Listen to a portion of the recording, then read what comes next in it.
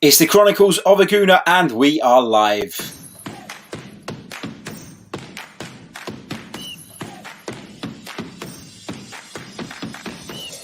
You're listening to the Chronicles of a Gooner, the Arsenal podcast. I'm Martin Tyler and you're listening to Harry Symeou.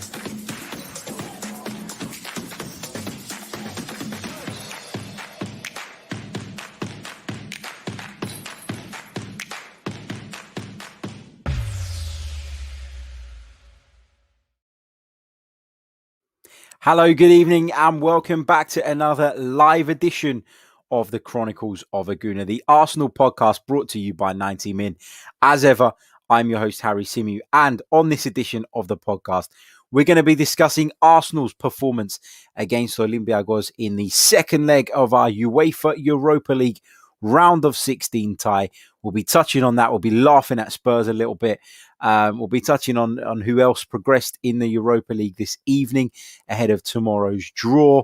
And we'll be discussing various elements of what went on across Europe tonight. Just a quick heads up before I get into it and before I forget, because I shouldn't forget, because they are killing us with kindness. So a massive thank you to the guys over at Manscaped for agreeing to sponsor the Chronicles of a Gooner for another period of time. So thank you to Manscaped for their continuous support of the show. If you're interested in any of their products, check them out because their website is full of brilliant stuff. You can get 20% off as well as free shipping by entering the discount code, which is rolling across the bottom of your screen right now, 90min20. So check it out, get involved. See what you like. If there's anything you do like, if your nether regions are in need of some tender loving care, then head over to manscaped.com. Check out the website, check out all the products, and use our discount code to get yourself 20% off as well as free worldwide shipping. So there you go. Thank you to Manscaped as always. Right. Before I go on to basically pull apart Arsenal's performance tonight, because it was a terrible performance, right? There's no way in avoiding that. There's no way of getting around that, right? It was a shit Arsenal display on Thursday night. And what I just wanted to say ahead of me pulling apart various elements of it is we're through. So there's going to be criticism. There's going to be discussion off of the back of that performance. But ultimately, Arsenal are through. And we should be delighted. We did enough, it appears, in the first leg to make sure that despite suffering a defeat at the Emirates Stadium, we were still able to get through. So credit to the boys, credit to the lads for that. But yeah, it wasn't vintage Arsenal tonight by any stretch of the imagination. It wasn't enjoyable to watch. In fact, it was a bloody tough watch. But we're through. And so everything we're going to complain about and moan about and kind of overanalyze tonight, just take it with a pinch of salt, is the advice I would give you at the top of this show. So here we go. Let's get into it. So, of course, Arsenal beaten by Olympiacos at the Emirates Stadium. And surprise, surprise, who was on the score sheet for the visitors? That man again, Youssef El Arabi. And he scored the decisive goal that dumped us out of the Europa League last year, scored the goal in the Yorgos Karaiskakis Stadium last week, and, of course, popped up with another one at the Emirates today. And I don't know what it is about the player. You know, you just get some players, don't you, that have a particularly good record against certain opponents. You're talking about a player who just absolutely adores playing against Arsenal, who takes his chances every time he plays against the Gunners. And you could probably argue that maybe one of our saving graces tonight was actually that he didn't take a chance that presented itself in the first half. Now, I saw the replay, and at the time I felt that El Arabi was probably just offside. But the fact that the ball didn't end up in the back of the net meant that it was not checked by the VAR. And I could be wrong on that, and I'd happily be corrected. But I felt that he maybe just strayed slightly offside there, Youssef El Arabi. So it was shocking defending from Arsenal to allow him in the first place. But once he got in, he didn't take advantage. But as I say, I think it probably was just about offside. Mikel Arteta made some changes tonight, and we talked about it earlier on today, and I perhaps naively felt that that Arsenal would be able to rotate the way they did, make I think it was 5 changes from the game against Spurs, and be okay. But actually, it shone a light on the fact that, yeah, we might be able to get away with rotation sometimes in certain situations, but not on the continent, not in European competition, and not against sides as good as Olympiacos. And they will get a lot of criticism because of the fact that they're out, right? But I think they actually deserve a hell of a lot of praise. And I think it would be wrong of us as Arsenal fans not to recognise that although we weren't very good tonight, Olympiacos were.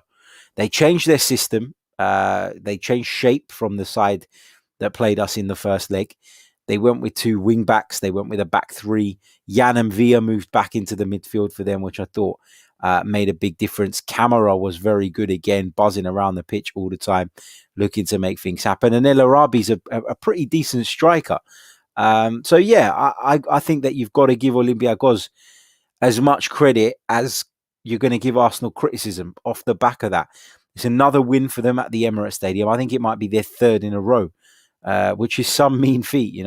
Credit to them. As I always say, whenever we meet them, I'd love them to do well. I always want them to do well. I always want all the Greek sides to do well, unless they're playing against Arsenal. So unfortunately, I was unable to give them any support this time around. But we talk about the team that Mikel Arteta picked, and I talked about Bellerin coming back in. I talked about the possibility of Pablo Mari coming in, but he didn't. Gabriel continued at centre-back. And then we moved a little bit further forward into the midfield. And that was the bit that got me a little bit. When I say got me, I mean took me by surprise. I looked at that midfield where Mikel Arteta named the team, and I couldn't quite work out what the actual shape was going to be. In my head, prior to kickoff, I toyed with the idea of Dani Ceballos being asked to move into a more advanced position. And I kept thinking, but he just doesn't work in that area of the pitch. He just doesn't, it's just not him. He's not suited to it. And I wondered and I wondered and I wondered if that was actually going to be the case. And when the game started, it was clearly, it was clear, I should say, that was what Mikel Arteta had intended. He'd intended Mohamed El Neni to sit alongside Granit Xhaka in the middle of the park and allow Dani Ceballos to play in that more advanced role. And I thought there were glimpses of good things from Dani Ceballos. For example, the pass he played through to Nicola Pepe for that chance where he sort of went past the goalkeeper and tried to squeeze it in. I thought for that, Dani Ceballos did very well. He took one early touch. He had the presence of mind, had the vision, knew that Pepe was on his bike and played the pass very quickly and incisively and got Arsenal in behind.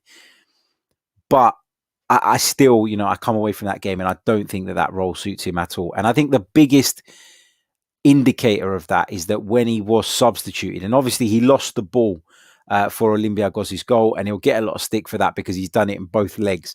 And I get that. Although tonight I thought he was more culpable, far more culpable than he was in Piraeus, because in the first leg, we've discussed it at length. I don't want to sound like a broken record, but Bernd Leno, in my opinion, was at fault that time around. So now you're looking at Dani Ceballos tonight. And as I say, I think the biggest indication of the fact that he is not a number 10, he is not an advanced midfield player, was the fact that when Martin Odegaard came on, we suddenly had a fluency to our game. We suddenly moved the ball quicker. We were suddenly a lot more effective in the final third, even if we didn't take the opportunities that came our way. So I think what we've seen tonight is that you can't rotate that heavily against the side of the quality of Olympiacos and get away with it. And I think that, it's probably a bit of a reminder, because I talked about competition in certain positions. I talked about the fact that competition has been healthy and it's seen Arsenal go up a level. And I do think it has. But then you look at some of those players that came in, right? The Dani Ceballos, the Mohamed El Nenis, the Nicola Pepes even. You look at those guys and you think sometimes they're good enough. but sometimes isn't good enough at this level. Sometimes is not acceptable. You can't rely on someone who only performs sometimes. You need your players to be consistent in terms of their level of performance. And we talked about Pepe, for example, and I've mentioned El Neni and Sabaz and a couple of others.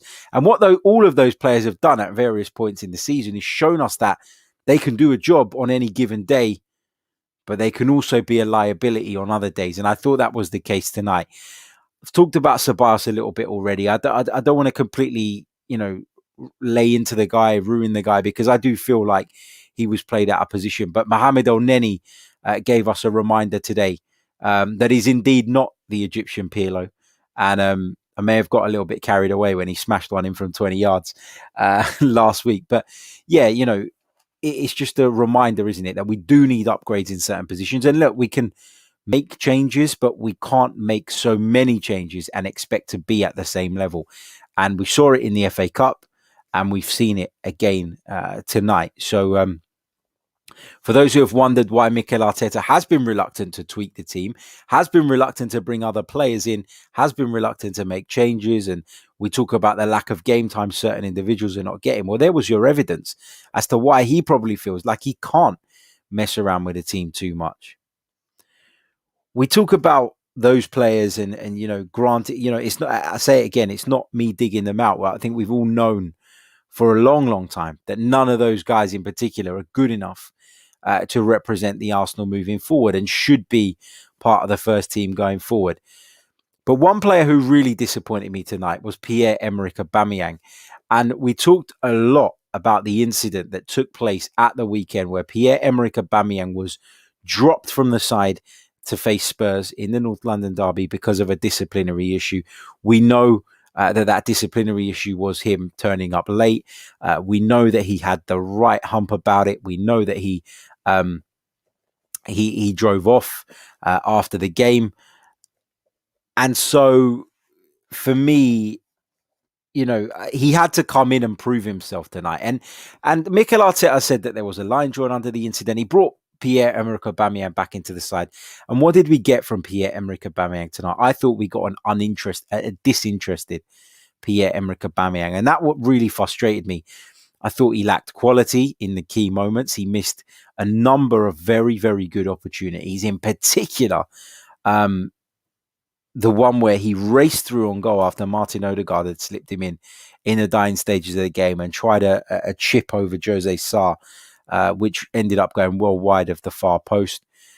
I was disappointed with a couple of other moments that he had. There was one where he tried an acrobatic volley from inside the 6-yard box and he completely messed it up. So I was disappointed with not only his outputs tonight, but I was disappointed with Pierre-Emerick Aubameyang's attitude. He doesn't press. He's the only one in the team that doesn't press. And you can see how much more effective the press is from Arsenal as a unit when Alexander Lacazette plays up front. And that's what's really, really frustrating, because the thing that would have made you put Pierre-Emerick Aubameyang ahead of Lacazette every time was the fact that he was clinical in front of goal, and Alexander Lacazette traditionally hasn't been. But now neither of them are particularly clinical, and one gives loads of work rate and loads of effort and loads of passion and loads of desire to the team, and the other one turned up late for the North London derby and was, I thought, very, very disappointing tonight. So, that's my frustration with Pierre-Emerick Aubameyang. And, there was a little incident, and I can't be, I can't be 100% sure that this is what went on, and feel free to let me know in the chat if you think something different occurred. But there was an incident involving Pierre-Emerick Aubameyang where he had a little go at one of his teammates. And I don't mind that, right? Normally I don't mind players exchanging strong views on the football pitch. We've all played football. We've all done it. I was like that. I couldn't keep my mouth shut on the football pitch, particularly when I was dealing with opponents. But I guess that maybe stems, these little angry exchanges perhaps stem from the fact that some of his teammates have been very disappointed by what their captain did at the weekend. And for me, look, I said it before, and I'll say it again. The issue of Aubameyang coming late on the weekend, there could have been a genuine reason, right? There could have been traffic. There could have been this. There could have been that. We've all had it, right? Where we've gone to go somewhere. We've got stuck in traffic. We've ended up being late. And then you get the classic line of, oh, well, you should have left earlier. But you don't anticipate these things happening. But for me, where you can really tell is how that person responds to that. Hold your hands up. Apologize. Don't be in a shop. Don't drive off. Don't refuse to partake in the post-match warm down. I thought that was really poor from Aubameyang, and I thought that was really disappointing from a captain. And so yeah, I was obviously frustrated by that. But I think that what happened then has maybe had a little bit of a knock-on effect into the way some of his teammates are responding to him. I think it was Granit Xhaka with whom he exchanged some words. And for me, one might have dragged us through the mud at various points in his Arsenal career. One may have been the reason we've been in the mud at various points in his Arsenal career. But ultimately, attitude is everything. And Mikel Arteta has made it clear that he's not going to accept any bullshit from anybody. He dropped our captain ahead of the North London derby, for God's sake. So I just wonder how that situation is going to develop. Mikel Arteta was asked about it in the post-match press conference. He was asked if he felt that Pierre-Emerick Aubameyang was still bothered or was still thinking about what happened at the weekend. And he reiterated the point that there's been a line drawn under it, and he hopes that isn't the case. So, I just wonder if that incident in particular has led to some players getting increasingly frustrated with him. Not just because of that, because he's also missing chances as well. You've all seen that clip going around of Kieran Tierney talking about the need for Arsenal to put their chances in the back of the net. And he's absolutely right. He's spot on. But I think the combination of Aubameyang's inefficiency in front of goal right now, as well as what can be perceived by many as being a bit of a lack of desire, lack of caring, and a bit of a bad attitude, if I'm being quite honest. I think the combination of those things is going to lead to some standoffs in the dressing room and maybe behind the scenes. And I don't like the idea of our captain acting the way he is the way he is acting. Sorry. Mr. 142 says, you're trying to create an agenda. I'm absolutely not trying to create an agenda. This channel is built on me sharing my opinions on all things Arsenal, exchanging those opinions with you guys, taking your thoughts in the live chat, taking your questions, answering them to the best of my ability. It's not about creating an agenda. It's about an Arsenal fan, somebody who cares deeply about the football club, watching somebody who has had the honour bestowed upon him of wearing the captain's armband of this great football club, and at this moment doesn't seem committed. That's how it feels, and it's over to Aubameyang to prove it wrong. It's over to Aubameyang to prove us all wrong, because he didn't bother turning up on time for our biggest game of the season, and tonight he looked very, very disinterested. Now, that's not to say that the rest of the team were good and don't deserve any stick. Of course they do. They absolutely do, because they were below par in every sense of the word tonight. We didn't move the ball quick enough. We didn't move the ball sharp enough. We were sloppy in possession. Time and time again, giving the ball away in key areas, getting into the final third and failing to pick out the final pass. And when we did manage to pick out the final pass, we struggled to put the ball in the back of the net. We struggled to apply the final finish. And Arsenal were very below par. Mikel Arteta, after Olympiacos scored their goal, decided to take action. And we said it during the live watch along, didn't we? Here comes the cavalry, because he felt like Arsenal were unable to control the midfield. And there were gaping holes, and Olympiacos were able to progress the ball forward. And you saw it. Dani Ceballos, who was supposed to be Arsenal's most advanced midfielder tonight, lost the ball. And with one pass, Youssef El Arabi was inside our penalty area and able to attack David Luiz and Gabriel, and he got his shot off. It took a kind deflection for him and found its way into the back of the net. So Mikel Arteta would have been worried about that. There was a lack of stability.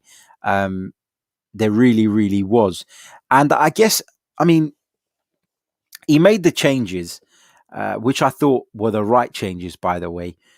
In particular, Martin Odegaard, who came on and just knitted everything together for us. He moved the ball really quickly, really incisively. Actually missed a really good chance of his own as well. But he just made things happen, Martin Odegaard. He just added some quality into that position. And I thought you could tell immediately that there was a step up in Arsenal's midfield in terms of the ability when Martin Odegaard come on. Thomas Partey gave us a presence I felt was better than Mohamed El-Neni had been. But even still, and a lot of people have criticised me for saying that I don't feel we're seeing the best Thomas Partey right now. I don't think he is 100% fit. And I've had quite a bit of stick about that over the last 48 hours or so. I still didn't think he looked great tonight. You know, he came on and he was an upgrade on Mohamed El-Neni, but when Mohamed El-Neni plays like he played tonight, then, you know, there are very few players that wouldn't be an upgrade on him. But I just felt with Thomas Partey tonight that he was a little bit sloppy in possession, got caught on the ball a couple of times, and has this horrible, horrible knack of giving away dangerous free kicks on the edge of our penalty area. And we could have got punished for those. So it's not to dig out Thomas Partey because, as I said, I thought overall the introduction of he and Martin Odegaard actually improved Arsenal, elevated us to another level, a level from which we could comfortably see out the rest of the game. It wasn't a level at which we were going to blow Olympiacos away, but it was a level at which we would be able to hold on and get a result that would see us progress into the last day of the Europa League. So I felt like those two, that they made a difference, but I'm still not 100% convinced that we're seeing anything like the best Thomas Partey there could be. A couple of other players that disappointed me as well. And look, I feel like I'm going on about negatives because the performance tonight and the result tonight wasn't good. But I did say right at the top of the show, if you're joining us a little bit late, these are observations off the back of this football match, but ultimately we're through and I'm delighted about that. And I appreciate that off nights happen and I appreciate that we're now through and we need to worry about the next round. But yeah, I'll carry on anyway. But I was also disappointed with Nicola Pepe tonight. Thought he got into some really, really good positions. Couldn't believe that he didn't square that ball to Pierre-Emerick Aubameyang. That he didn't get his head up and play the ball across the penalty area, having gone past Jose Sarr. I know his effort trickled just wide of the post, but I still feel like the best option would have been to pick out Aubameyang in the middle. I thought David Luiz didn't look quite as solid and quite as formidable as he has done in recent weeks this evening. So that was another one I wasn't majorly impressed with tonight. I was impressed with Gabriel Martinelli when he came on, worked very hard. Ran channels, closed people down, won the ball back for Arsenal on numerous occasions high up the pitch, set the tone really for the press around him. So, really liked his performance. Mikel Arteta's been talking about the fact that his omission or him being left out of the side is not his fault. He is training well. His attitude is right. And Mikel's been very impressed with that. But it's been his decision up until now to leave him out. And I talked about the fact that that was probably largely due to Pepe and Willian playing well. But Pepe didn't play very well tonight. And Willian has an injury. So perhaps Martinelli's opportunity is on the horizon. And fingers crossed he takes it because he's a player I really, really like. Get your questions into the live chat. Don't forget, if you haven't already, make sure you smash the like button. It's so, so important. Hit the like button on the videos. Check out manscaped.com where you can enter our discount code 90min20 to get 20% off of your order, as well as worldwide shipping for free.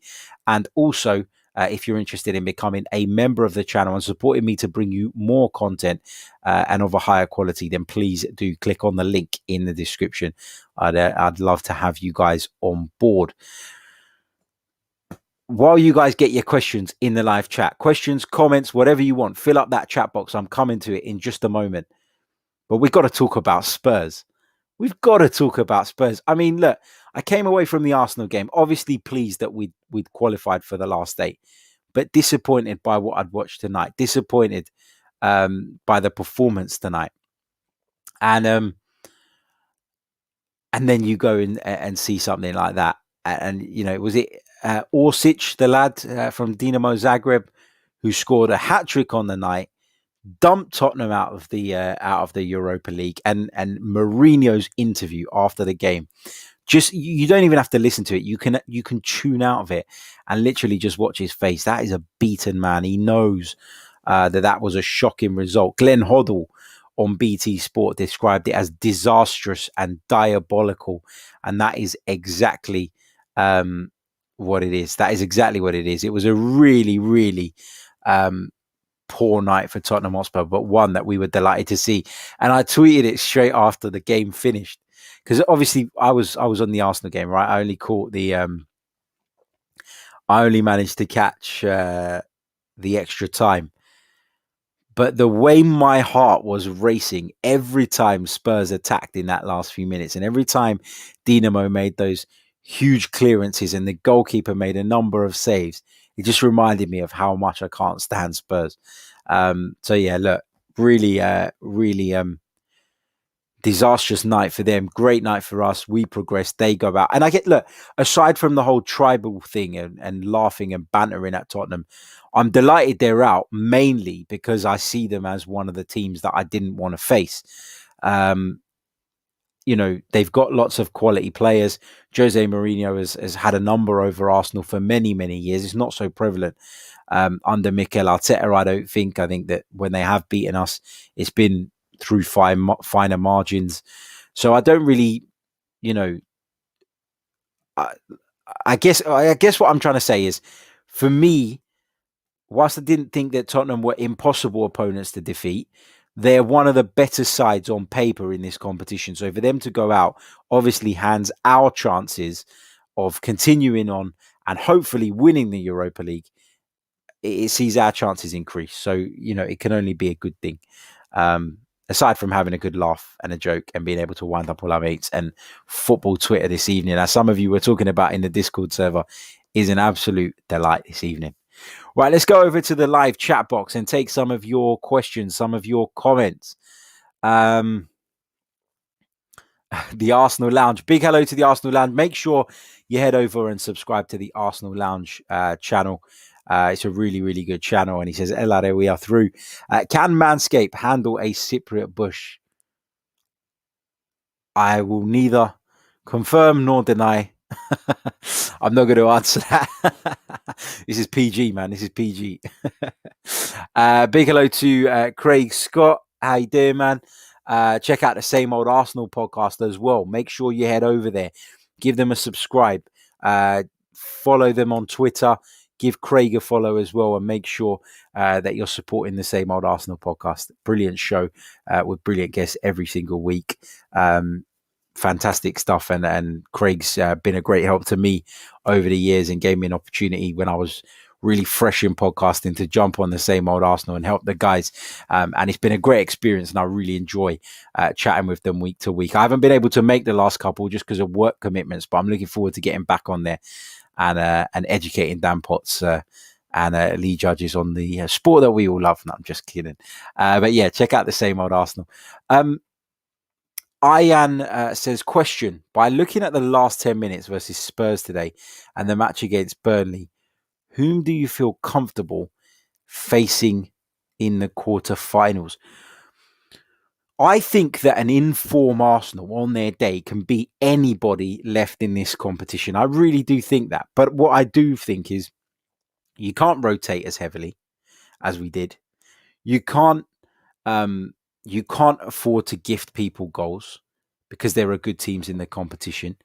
But I guess from my perspective, I'm not majorly scared of anyone. I'm more scared of us either not turning up or hitting that self-destruct button. That is my biggest fear with this Arsenal side right now. Rather than it being I don't want to face them, or I don't want to face them. It feels to me like Arsenal will be our own downfall and nobody else. So I'm not majorly worried. Obviously, there's teams I'd prefer. Look, I mean, I wouldn't mind facing Granada. I mean, Ajax went through convincingly. Villarreal, I don't want to face with Unai Emery. I gave him so much criticism. The last thing I need is Unai Emery dumping us out. Don't want to face United. Don't particularly fancy Roma. I wouldn't mind Dinamo Zagreb. I think that one's winnable. But you know, it's a difficult question to answer. Just to quickly remind, if in case you haven't caught up with the football tonight, the teams in the last eight. In tomorrow's draw are Ajax, Villarreal, Man United, Slavia Prague, Roma, Granada, Dinamo Zagreb, and of course Arsenal. Remember, Slavia Prague as well went to Rangers tonight, who many people thought were going to get through that tie, and pulled off a victory there and went through. So this Europa League is difficult. It's a lot more difficult than people think, and it's a lot more difficult than people would have you believe. But I don't look at that draw and go, oh, I definitely, absolutely, categorically don't want this team. When it comes to Man United, that's probably the one I want the least. Purely because I don't fancy playing Man United over two legs. So we hope that someone else can do the business for us against United. Or if we do have to face them, I'd rather face them in a one-off than over two legs. Dave Atkinson says, Harry, what is the phone number for the Samaritans? Because listening to you tonight, I feel like we have gone out.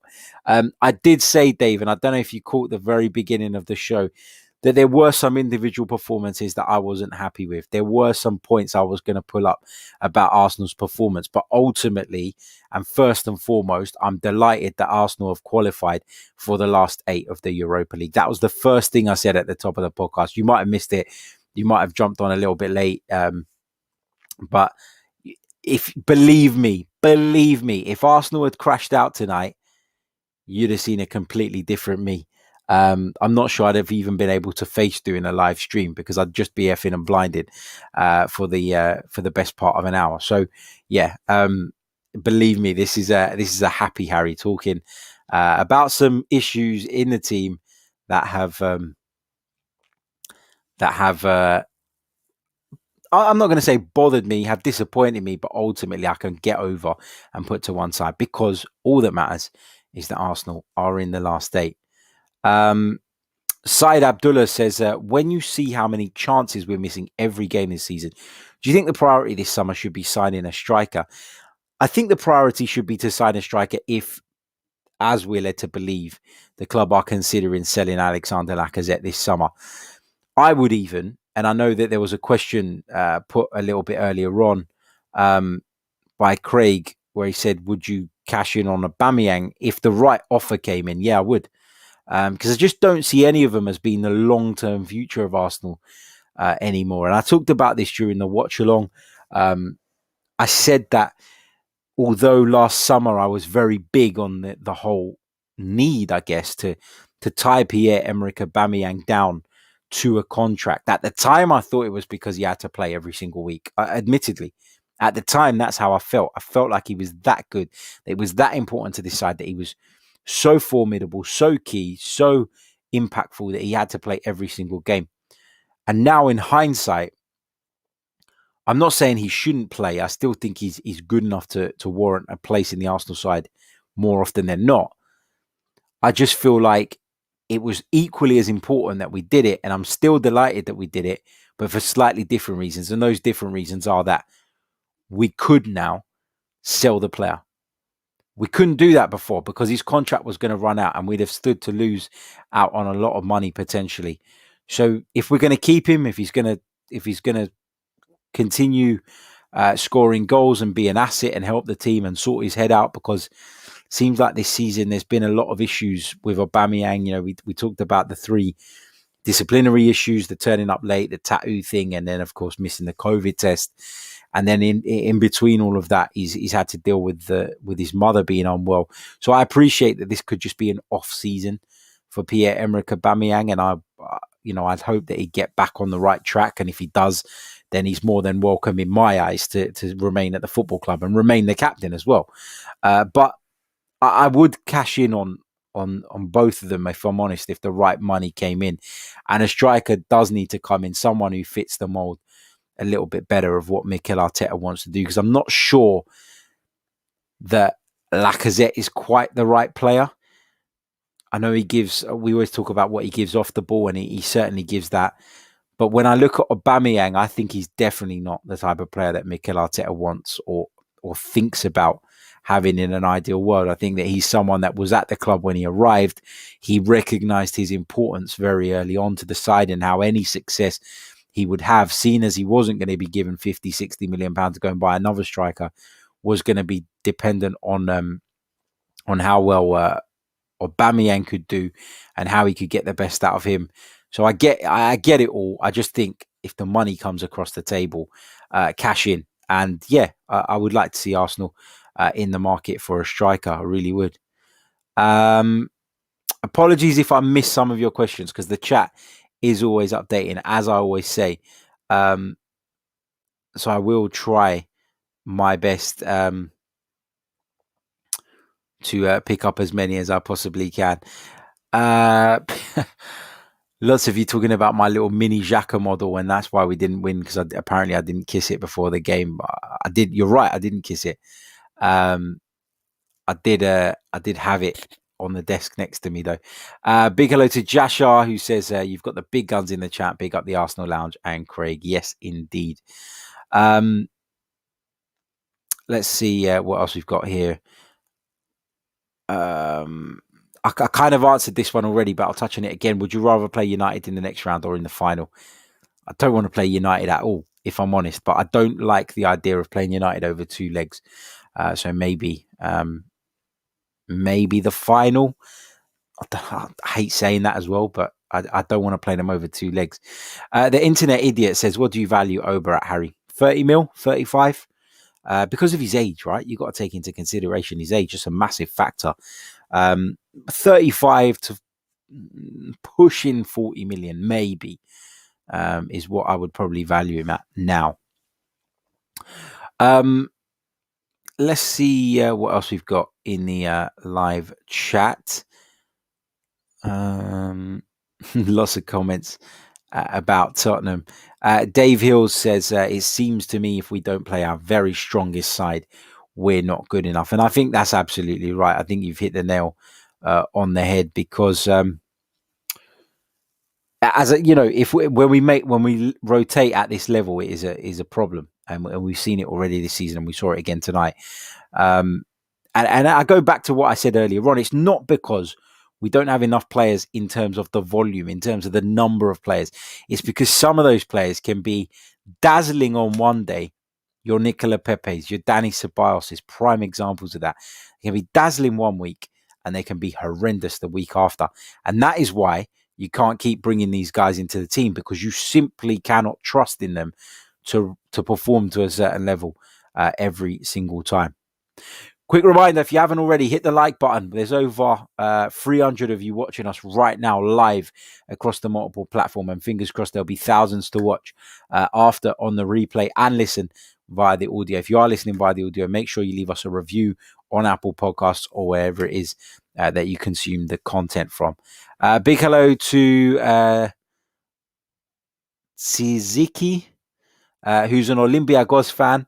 And says, Olympiacos fan here, do you believe with fans in the stadium, the result would have been different? Congratulations, by the way. I think it would have been different? Not really. I still think Arsenal would have gone through, but I think that obviously it would have been tougher for Arsenal to get the result they did in the Karaiskaki Stadium in front of that packed partisan crowd. I was there last season, so I know exactly how intimidating it can be. So I do think it would have made it a little bit more difficult. And I do think that actually tonight, when Arsenal conceded that first goal, you'd have got the Emirates crowd getting on the team's back and making it difficult for them and expressing their frustrations and disappointments at the way Arsenal were playing. And that creates like a toxic atmosphere that is never helpful. Anyone who's been to the Emirates in the last 5-6 years would have experienced that at some point or another. So I still think Arsenal would have gone through, but I do think it would have had an impact on the overall result. Maybe it would have been closer. I don't know, but yeah, I do think it played some part, the fact that there were no fans. Right, let me go back over to the live chat and see if there is anything else we're going to touch on. I did see one, and it's just completely disappeared from my screen. Where is it? Just trying to scroll back up.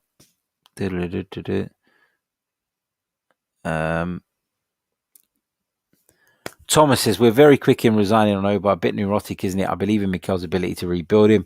Sometimes the therapy is tough and needs time. Don't give up. Yeah, look, listen, I'd have said the same thing before tonight about Aubameyang, that if the right money was on the table, then you kind of, you consider taking it because of his age, not just because of his age, but because I don't necessarily feel like he fits 100% into the centre forward position in the system that Mikel Arteta wants to play. And sometimes things just don't fit, right? You can't put square pegs in round holes all your life.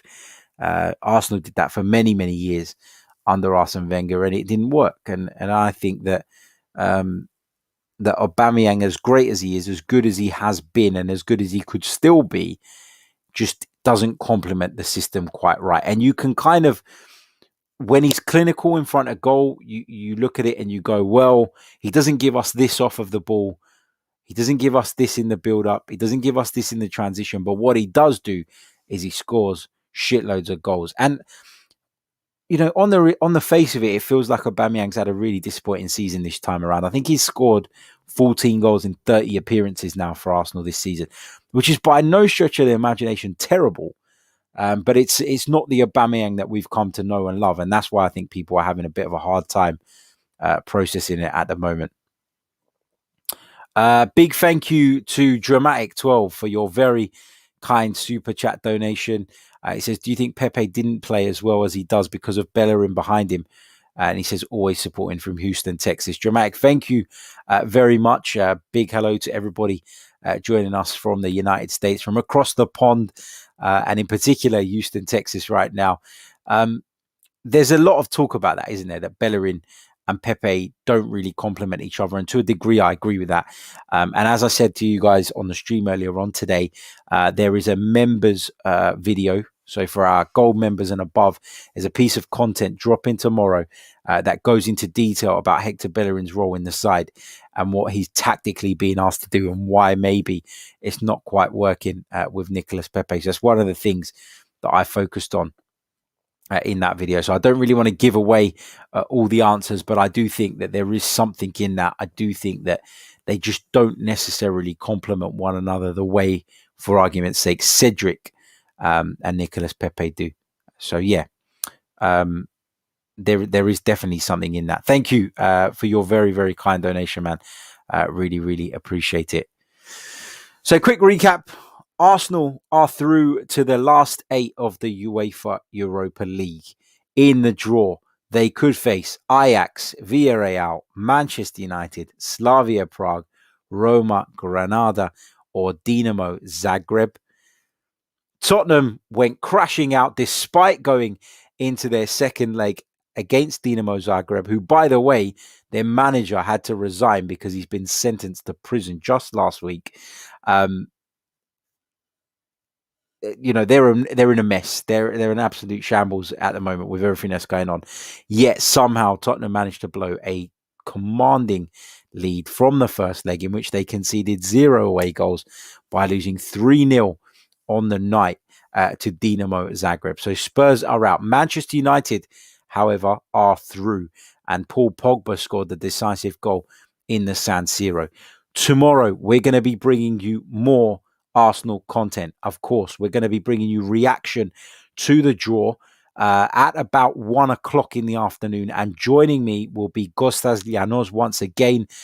Lots of you have been singing his praises. Lots of you have enjoyed his appearances on the podcast, talking about the 2 legs against Olympiacos. We'll chat a little bit about the game on Thursday night, but we will mainly be focusing on that Europa League draw. Gostas' knowledge of European football is fantastic, and that's why he's the best man to join me for that one. So I'm very much looking forward to that. So turn your notifications on if you haven't already. Make sure you subscribe already if you haven't as well. Big thank you to Ilka for your very kind donation as well. And Ilka says, hit the like if you hate Tottenham. Yes, make sure you do. Don't forget to check out manscaped.com. Enter our discount code 90min20 to get 20% off. Check out our membership scheme. Click on the link in the description. And if you're interested, we'd love to have you on board. I'm going to call it a day because it's been a long day. Always is when Arsenal are playing, but I wouldn't change it for the world, especially when we secure our place in the last day of a major European tournament. I'll be back tomorrow, Friday, a little bit later on today if you're listening via the audio. So until then, ciao.